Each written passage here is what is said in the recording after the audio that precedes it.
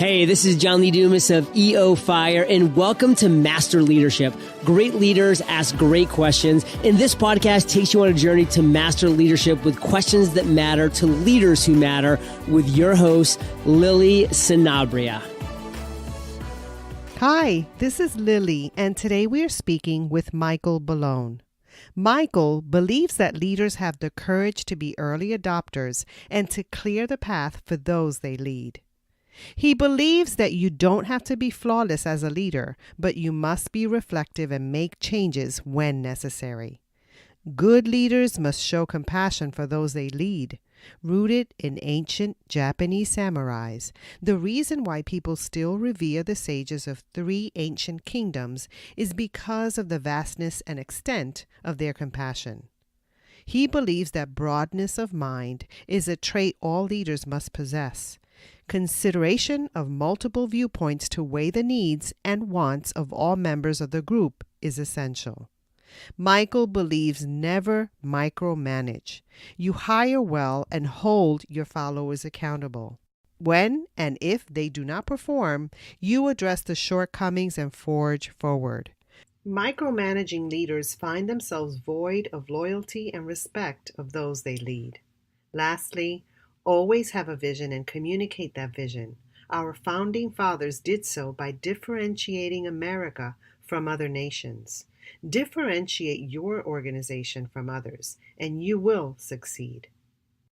Welcome, Michael Ballone. How are you? I'm well. Thank you for having me. Well, we're so happy to have you on our podcast. So, are you ready to pour into our listeners? Absolutely. All right. So, Michael, can you tell us a bit about your path to leadership and what you're doing now? Sure. I'll go a little out of order here. What I'm doing now is I am the director of curriculum in a K through 8 public school in New Jersey.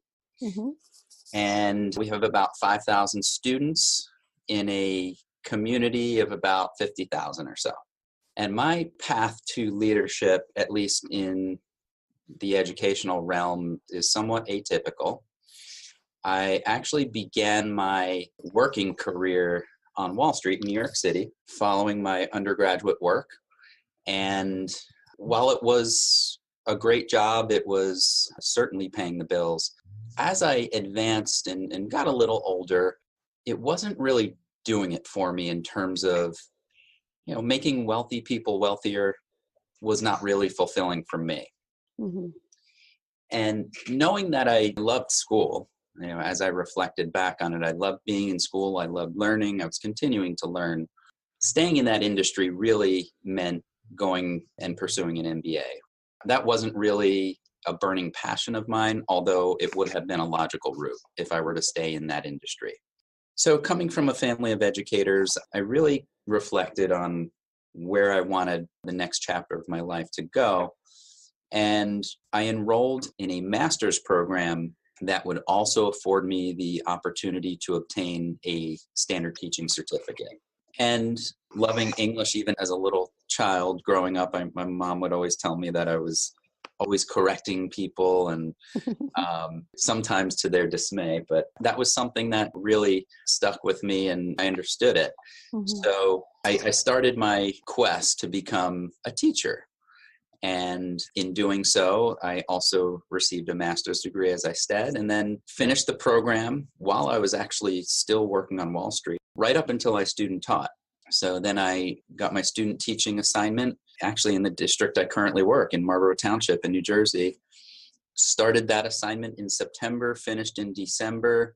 I remember it well because 13 is my lucky number. So I finished on December 13th, and that following Monday landed my first English teaching position.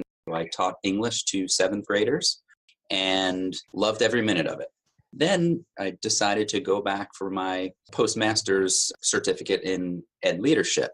Still taught for a little while after that. Quite honestly, I saw my path as getting a job as a vice principal and then becoming a principal and retiring as a principal.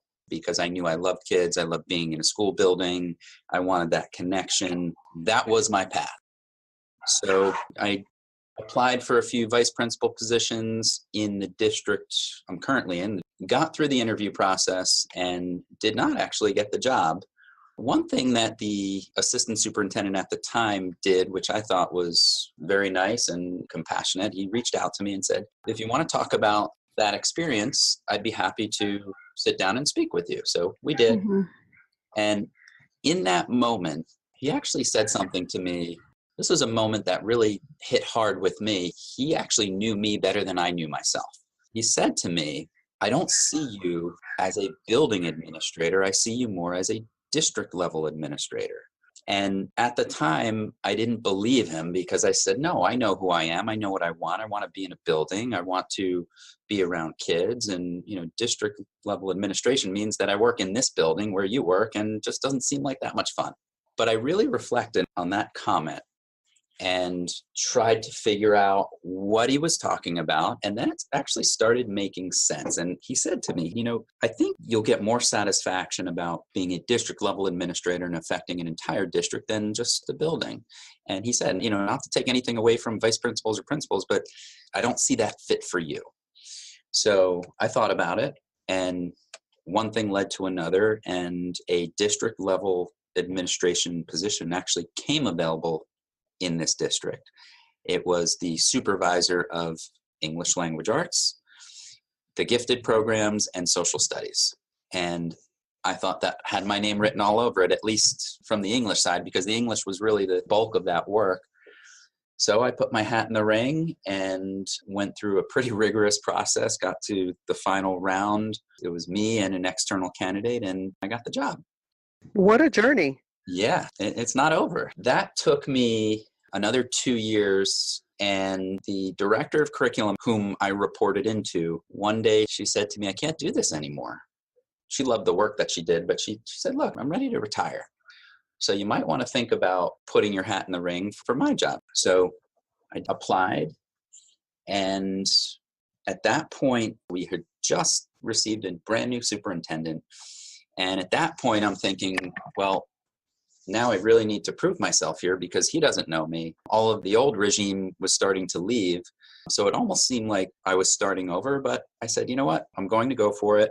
If I don't get it, that's fine. We'll just continue on. I still love my job as an ELA supervisor, but ultimately obtain the position. So that brings us to present day as the Director of Curriculum and Instruction for Marlborough Township Public Schools. Well, Michael, it was quite a journey. I wrote a couple of things down, but I'm curious now, as someone who started in Wall Street versus someone who started their career in education, are there some differences in leadership? Well, there certainly are distinct differences. Being in the private sector has somewhat taken the blinders off, or at least allowed me to see the periphery when entering education. What I mean by that is, when you're in education, you seem to have more rights that you can fight for. For example, when I was a teacher, or even now as an administrator, you have a contract, and you can point to specific places in that contract where if there's a violation, there's a process that you can sort of take that violation to, and not necessarily be forced to do things that are outside of that contract. Now, that, I believe, created some friction when I entered the public sector. Because when you're in the private sector, you don't have a contract per se. There's just this overall expectation from your leadership that you're going to do your job. And if it takes you 15 hours a day to do your job, that's what it takes. If it takes you 5 hours a day to do your job, that's what it takes, which it normally doesn't. And you are expected to run at full throttle in the private sector every day of every hour that you're there. And if you don't want to do that, there will be someone behind you waiting to take your position.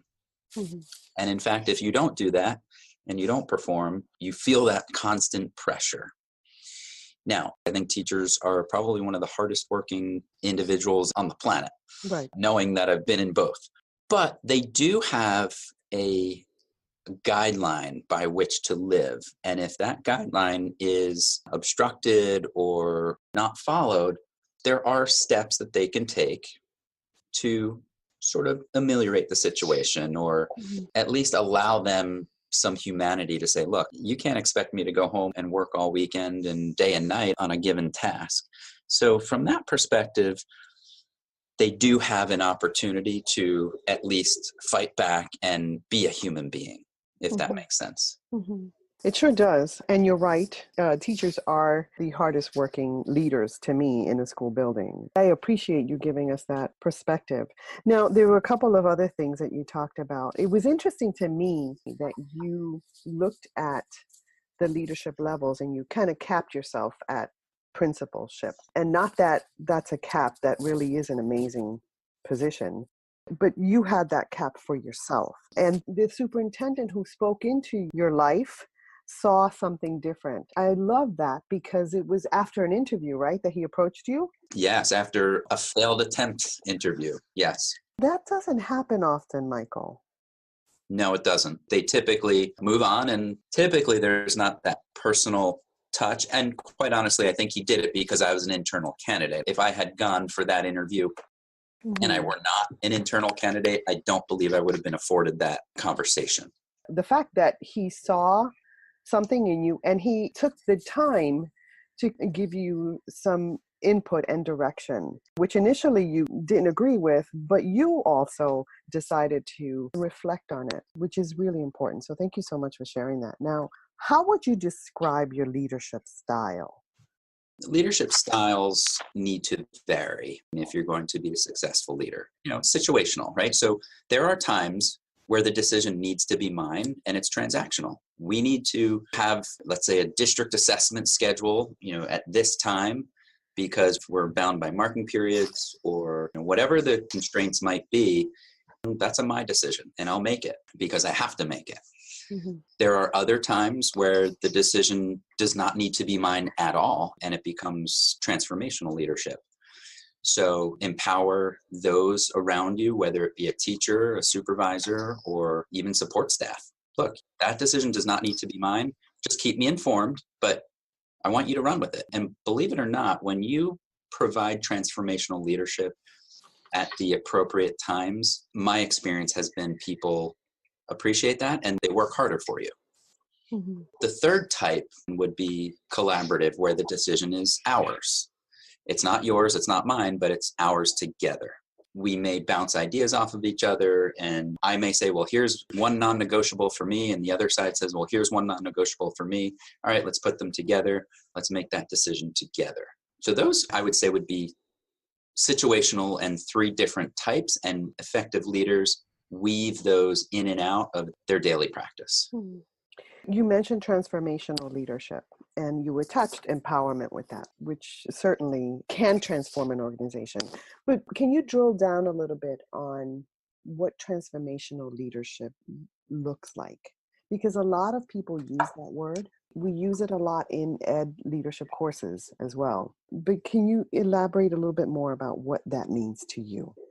With transformational leadership, you still need to set a frame. And if I can provide an example, we have done a lot of work here with respect to using data to drive instruction. And I know that seems like such a cliche and a buzzword.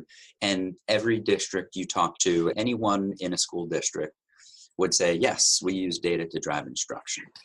But when you actually drill down to that concept, and you ask people what it looks like in their district, what does it look like? How does it feel? If I were to touch it, what would I see? They can't give you a clear answer on that.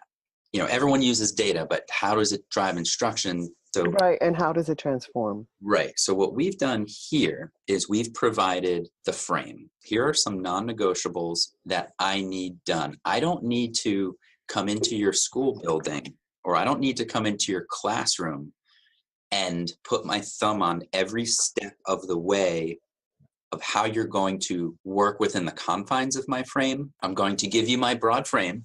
For example, you're going to administer a district common assessment. And after that district common assessment, I want you to look at the data from the assessment. And I want you to create a list of standards for each student where they excelled and where they need some more work. I want you to go into small group and remediate that. I'm not going to tell you what the remediation looks like, but I want you to do it. You may decide to use an online program that we have. You may decide to pull some resources that you love, your go-to place for grade level standards, let's say in math. You can use that. I'm not going to put my thumb on that. That's the transformational piece. That's the piece where I am going to literally set you free, and all I want you to do is hit my 5 non-negotiables. I won't tell you how to do it. I won't tell you necessarily when to do it, except I want you to do it timely, because we know timely information and timely feedback to students is essential. But you decide when, how, and be able to at least report back to me, or if I walk in your room and I see a small group, be able to at least tell me why those 5 kids are sitting together. But I won't tell you, how to do it every step of the way. That's right. No micromanaging. Right, exactly. And so there's a freedom to create. But I still think those who you lead need the frame. They always need sort of that border. And what I find is 9 times out of 10, they exceed your frame. They go outside the box and they go above the line. But if you don't set the benchmark or the line, they can't go under that. And there can be confusion and frustration if you don't do that as well. Correct. Yeah. Now, Michael, which quote or quotes about leadership speak to you and why? This is a good one. So although his book is about 10 years old or so at this point, Simon Sinek, he wrote Start With Why. One quote in there just really stands out for me. The quote is, people don't buy what you do, they buy why you do it.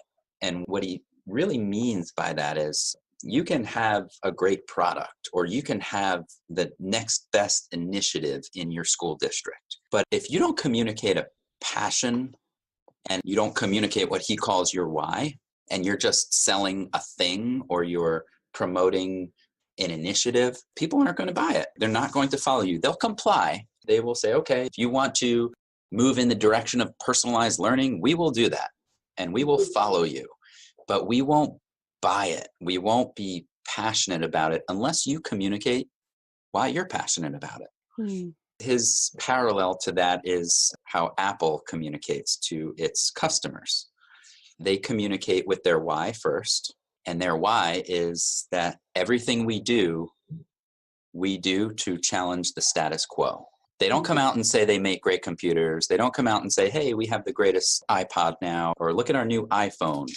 They didn't start that way. They start by saying, everything we do to challenge the status quo.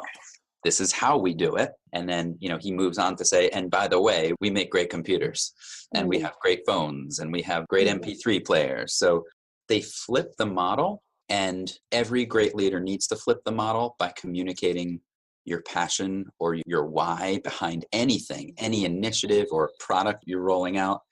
And that's how you get buy-in. Now, you're pretty consistent because from the beginning, you talked about a burning passion.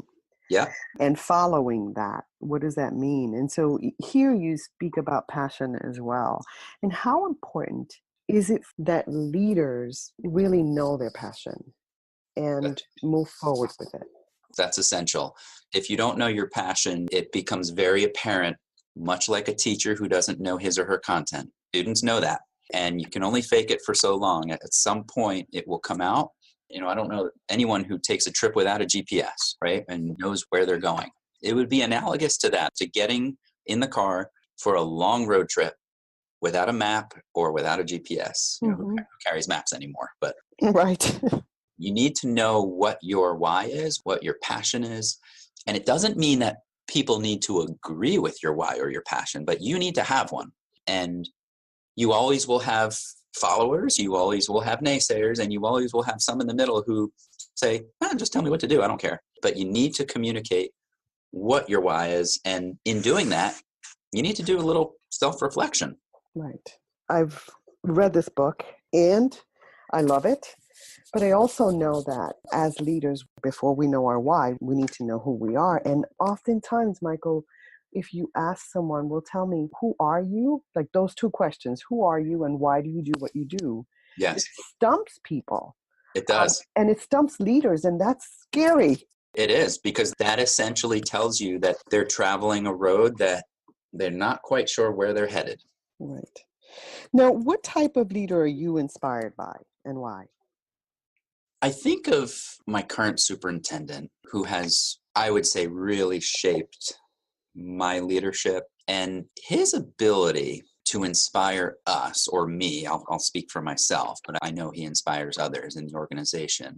He knows when to roll up his sleeves, step in, and at least have the knowledge of what is happening at the boots on the ground level. I think too often leaders believe that the boots on the ground knowledge is beneath them, or they don't have time to learn that knowledge because they just have so many other things that they're doing. And what that essentially does is, I think it ruins credibility, because you need to be able to walk the walk and talk the talk, even though you don't have to do it every day. That really inspires me to be that person. So it sounds like your superintendent values others, serves others, has integrity, has wisdom.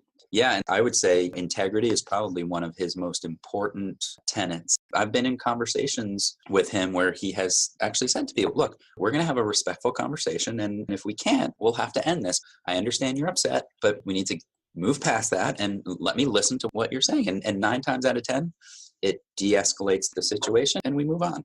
That's key, listening as well. So thank you for sharing that. Sure.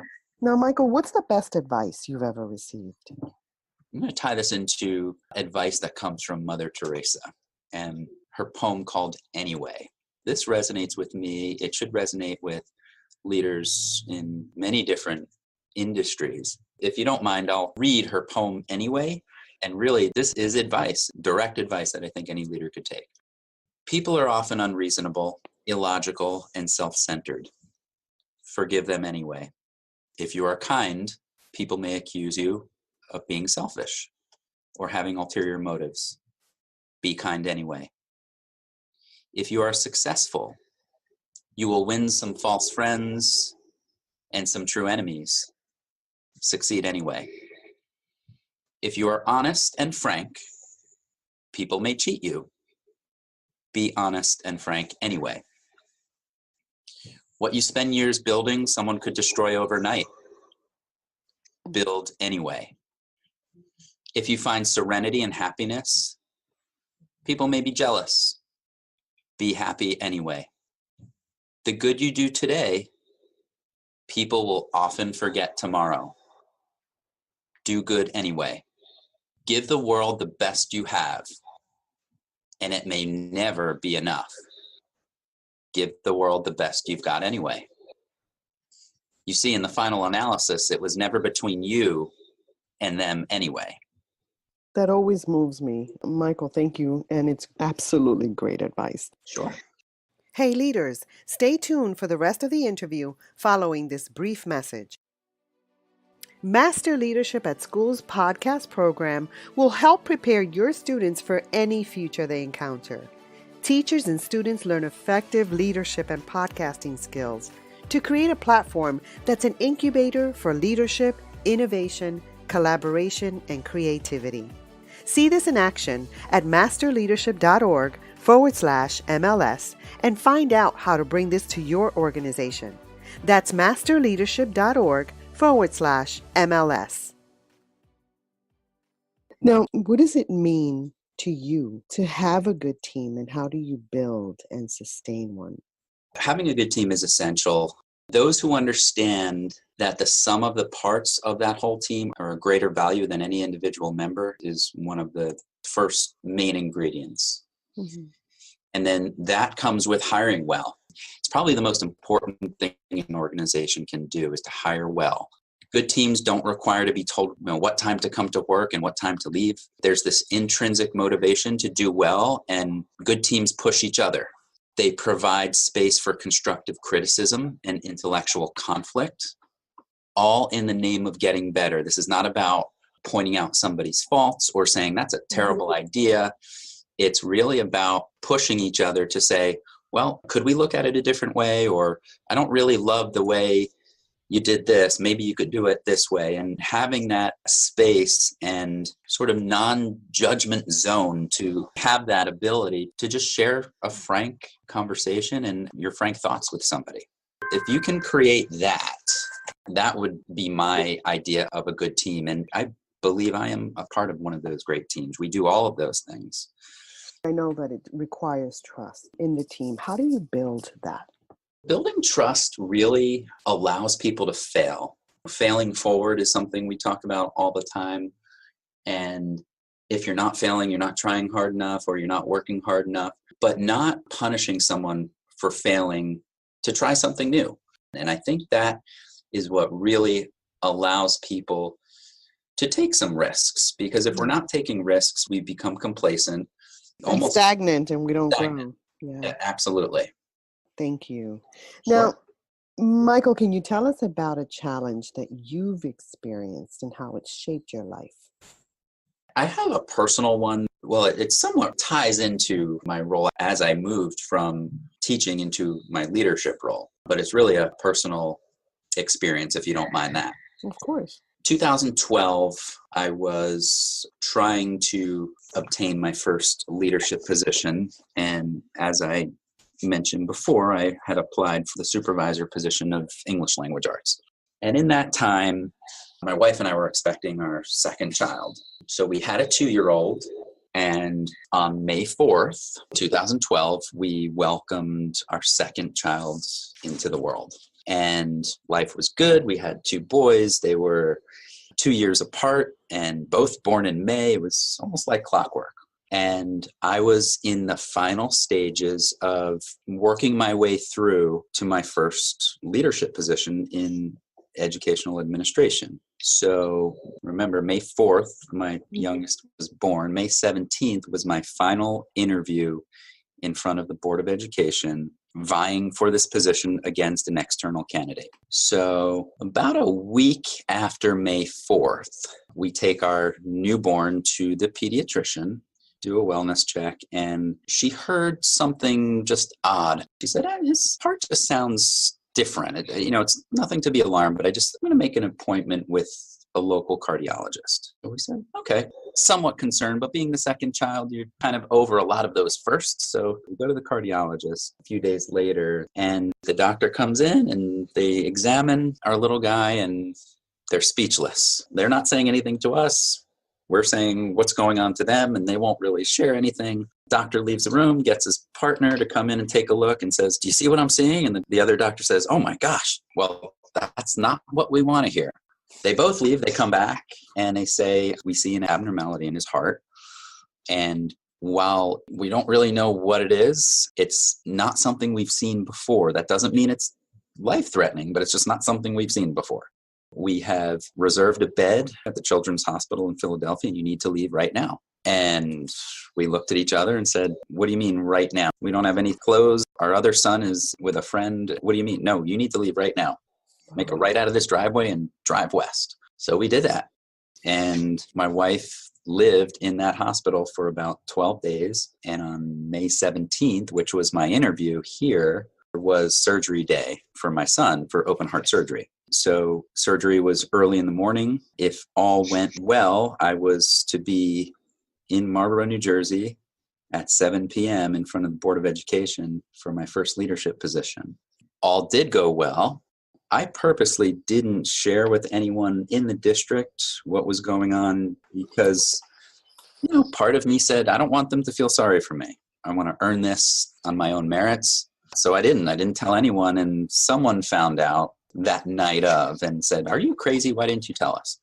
But I drove home from Philadelphia to get up here for 7, did the interview, and it had to be one of the most comfortable interviews of my life. It was in front of 9 board members, my to-be boss, the superintendent. It was what would have otherwise been a very stressful event. I just said, those aren't the important things in life. That helped shape me in thinking about really what are the important things in life. And your son?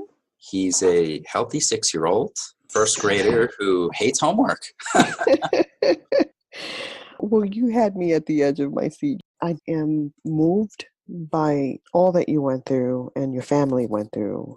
And I wrote down what you said. You said you felt the most comfortable in a situation that could have been very stressful. Can you describe why? At that point in your life where things were upside down, I can't imagine all the emotions that you were feeling.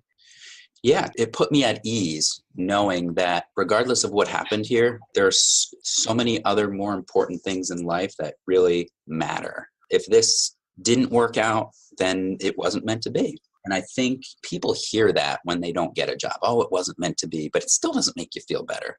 Right. But that experience really opened my eyes to it really doesn't matter. And it may have actually helped me look poised and confident and just be myself. Well, thank you so much for sharing. Sure. Now, can you tell us about one of your greatest successes? I would say in my role as director of curriculum, there are probably two that stand out for me. And one of them revolves around when the Common Core standards were adopted by New Jersey, which technically was in 2010, but their full rollout was really by 2012. There was a lot of debate. Maybe there still is a lot of debate, but it seems to have quieted down without becoming political or debate the merits of the standards. I knew at that point that it was a different game, and students had to be exposed to every standard on a given grade level and demonstrate knowledge in those standards. And if we use math standards as an example, students were taking state assessments, they were taking teacher-made assessments, and we even had district common assessments back then by grade level. But we weren't doing anything with the data. And again, as I mentioned before, it's just like all other districts. Yep, we are using data. And as I had mentioned, when I stepped into this role, we had a brand new superintendent, and the two of us sat down and we said, okay, so we have all of these district assessments that are happening. We have state assessments. We have teacher assessments. What is the organization as a whole? We call it the cruise ship. We've got to steer this cruise ship in the right direction. Mm-hmm. And what are we doing with this information? And quite frankly, we were being questioned by some of our parents. How is this helping my child? What is it doing? And some teachers hadn't bought into it either. And they said, look, these assessments are coming down from the district, the state. It seems redundant. And we have our own tests. So why are we doing this? To come back to the why, we actually created a committee. We crafted a vision statement, then created goal statements on how we would meet that vision.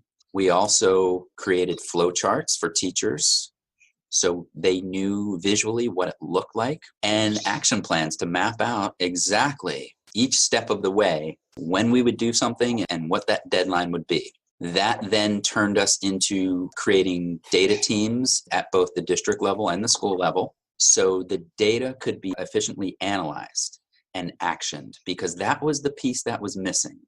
Everybody collects data. Everyone says, yep, I can tell you that last year we had X percent of students not knowing this standard. Well, that was last year. What are you doing about it in the moment? I'll give you one example that really speaks to this process. The process continues and we continue to improve it. But one thing that really jumped out to us, one example in grade 5 math, where once we had our data teams in place and we really started looking at that data, we noticed that as a district, and this was a very big moment for us to say, wow, this one hit us hard. District-wide, most of our 5th graders did not understand that 0.6 had the same value as 0.60. And otherwise, if we didn't have this process in place, if we weren't looking at data and we weren't looking at standards, and we didn't have very good assessments to sort of pull out this information, we wouldn't have known that. After further digging, we said, well, I wonder why students think that 0.60 has a higher value than 0.6. And it's that 0 at the end, because any other time before that, when working with a whole number, they were taught that when placing a 0 on the end of a number, it increases that number by a power of 10. Decimals were never discussed. Maybe that was in 4th grade, and maybe that's not what they were learning at that point, but they were transferring their knowledge and doing what we want them to do. They were taking knowledge that they were given, and they were applying it in a new setting, except that new setting has different rules when you're dealing with decimals. And again, this is only one example. We have many examples like this, but this was one spot where that now informed my curriculum. We actually made a change to our curriculum documents. We actually have units of study in math to kind of help teachers navigate a very voluminous curriculum guide. Without having that process in place, we would simply be teaching and hoping that students learned. Whereas now we have a real systems process to drill down by standard and by question type and remediate it in the moment. That's one big success story. The other one really relates to our staff. When I first took my current seat as director, professional development days were one of my responsibilities, and it remains one of my responsibilities to plan and really carry out that day for the staff. I remember being a teacher and attending district professional development days that were just not inspiring. They were, check the box, it's in my contract, right? I'd have to go to it. And I always found professional development days that I had attended outside the district so much more meaningful for me. And I tried to determine why. And the reason for that is because it catered to what I needed. If I was going outside the district, it was something I chose to be at, and it was germane to my subject. So I put myself on the quest to do just that, but internally, and not necessarily say, okay, teachers, you will go to this professional development session and you will sit and listen and be talked at. The next hour, you're going to go here, and the next hour, you will go here. And by the end of the day, we will give you a certificate for 5 hours of professional development. And that's kind of what it was. So I wanted to turn that on its side. And I did some research. There's a lot out there now on what professional development can look like and how you can make it better. And really the concept of ed camps came up. The true ed camp concept is really no agenda. Let teachers just find a room and have a conversation. I knew that was not necessarily feasible, at least to start. So I kind of did a modified ed camp. So we house our professional development day in the larger middle school. In advance of that, I reach out to our staff members and ask them if they would like to present to their peers. The majority of the presentations that are offered are from internal people, and they are paid a stipend to present to their colleagues. So from their perspective, they're attending the professional development day. They're teaching something that they really want to share, which is what they do for a living, and they love it. Right.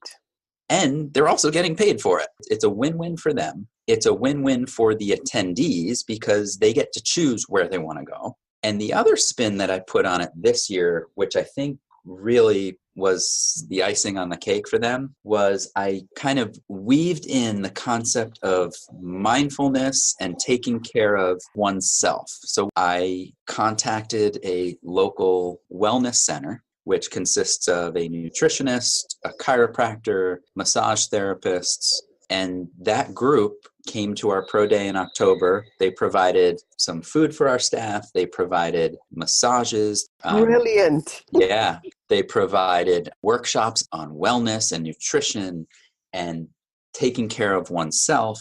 Too often, I think teachers are thrown things and just do this, and they feel like they get piled on without really thinking about themselves.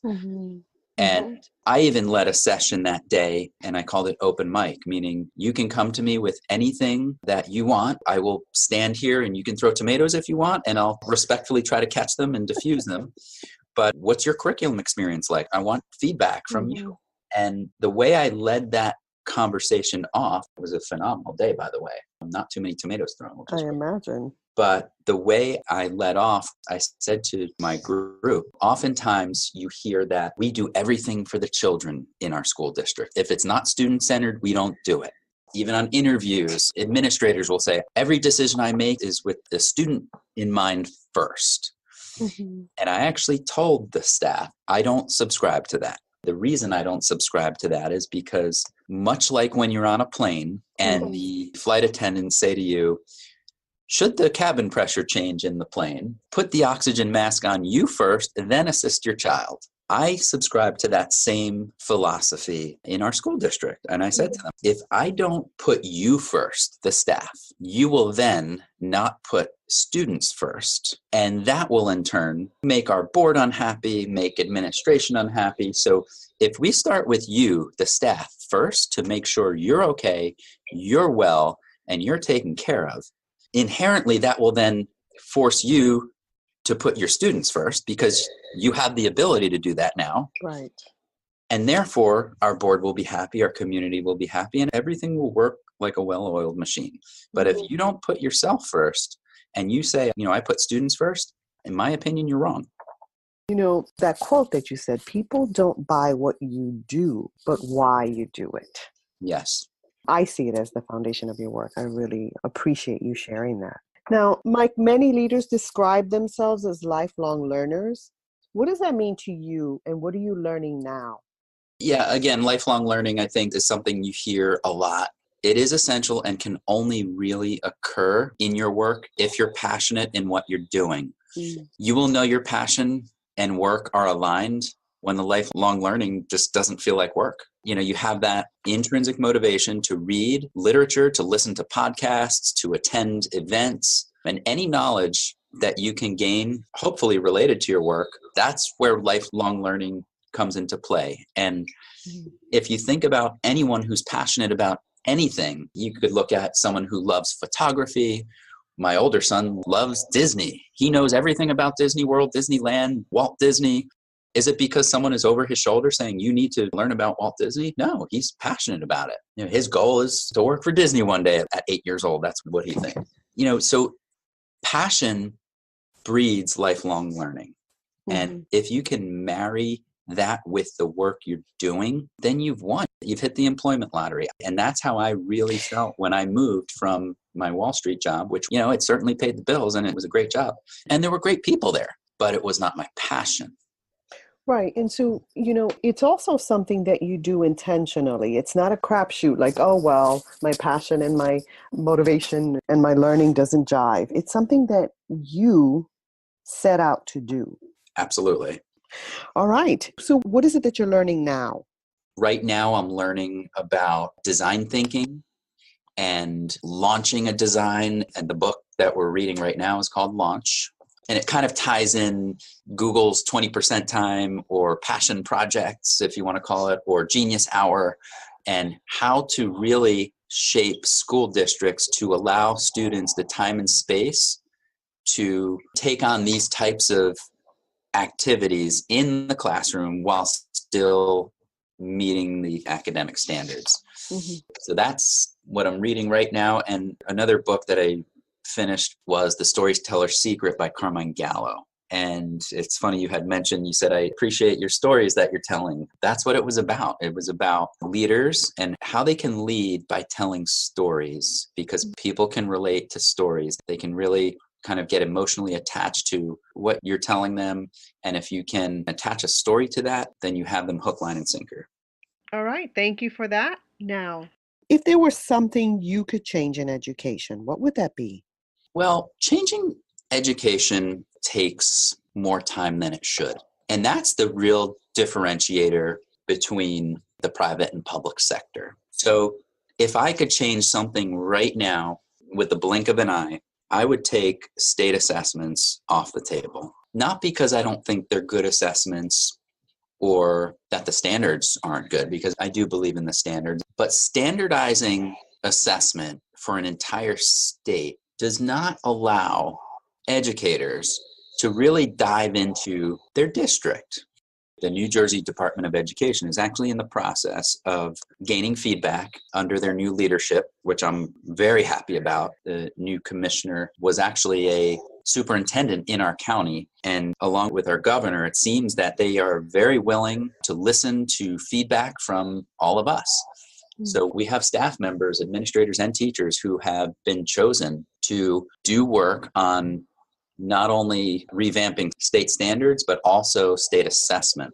I'm hoping to get the commissioner's ear, or even the governor's ear, through our teachers and administrators who are doing this work at the state level, to maybe grab their ear, knowing full well that we have federal regulations we need to operate under in order to get the appropriate funding. I understand that piece through the Every Student Succeeds Act and the Elementary and Secondary Education Act. But I believe we can still comply with those parameters by allowing districts local control on assessing standards.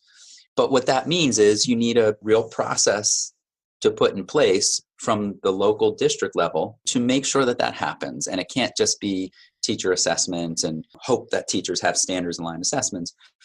What we have here in Marlborough Township is a host of district level assessments that are completely aligned, that are only given to students after the students have learned, because that's how it shows up in our pacing guide. And we actually have actionable steps that take place immediately following those assessments to remediate, to enrich.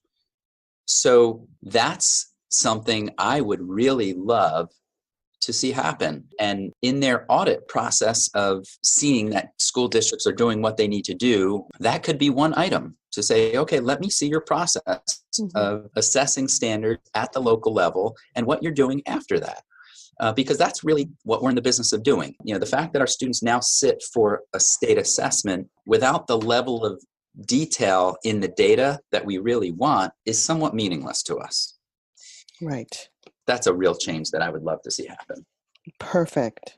Now you have a lot of responsibility. So what do you do on a daily basis to set your mind? It's a great question. So we have admin retreats every summer right before school starts. And this summer, our team as a whole took a trip into New York City, and we visited a place called Mindful. It's Mindfl. And it was, I would say, a little uncomfortable at first, because most of us, we are doing 8,000 things, and you don't typically take time to just sit, reflect, or even meditate. But we attended, and as an admin team, we went through probably a 45-minute exercise in meditation. The instructor was great. She said, look, everyone's on different levels. Just try to follow me. I'll prompt you. You can close your eyes. You don't have to close your eyes. You can sit down. You can stand. You can just do what you need to do in order to be in this space. But give me your 45 minutes and just follow my prompts. And let's see if we can at least leave here by sort of setting intentions and, you know, sort of hitting the reset button. It was hard for me. I think it was difficult for a lot of us. But it got me thinking. Before that, I didn't really start my day hitting the reset button. Right. So that's what I do. I try to do some stretching. I tried having a little alone time, even though it's tough with 2 kids and a wife in the house in the morning and everyone's getting ready for school. I try to hit that reset button at some point in my morning so I am prepared, even for the unknown, right? But it at least allows me to sort of come back to center. That's what happens for me in the mornings. And then actually in the evening, I sort of bookend it. This one certainly will not work for everybody, but it works for me. After work, I come home and I try to be a good dad.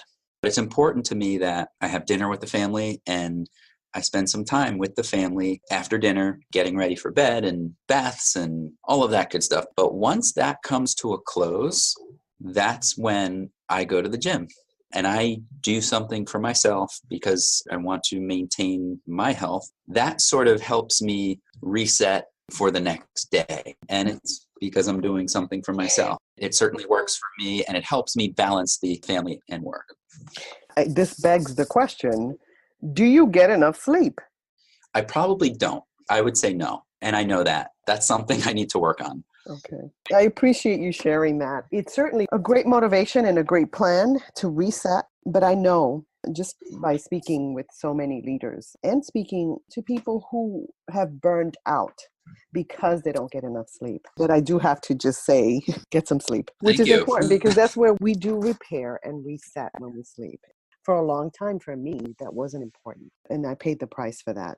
So, Michael, if you were to go back in time, what advice would you give the younger you about leadership?